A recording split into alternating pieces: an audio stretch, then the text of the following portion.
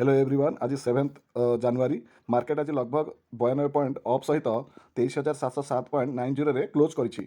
जदि देखिबा मार्केट आज गोटे इनसाइड कैंडल फॉर्म करिछि जोटा कि कालीर जो टोटल रेंज थिला ता भितर ही आज ट्रेड करूथिला।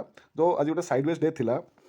जदि मार्केट आपर फॉल कंटिन्यू करे आम बहुत इंपोर्टाट सपोर्ट लेवल रहिबो 23,260 एंड जदि ये ऊपर को जावाक मार्केट ट्राए करे फास्ट रेजिस्टेंस लेवल रहिबो 24,200। जदि 24,200 ऊपर मार्केट क्लोज करे देन 24,800 को टेस्ट करें। चलो देखा काली इंट्राडे रे कौन कौन इंपोर्टान्स लेवल्स रही पारे। मार्केट आज हाई बन 23,795 एंड लो बन लगभग 23,638। देखिए आज गोटे साइडवेज डे थिला।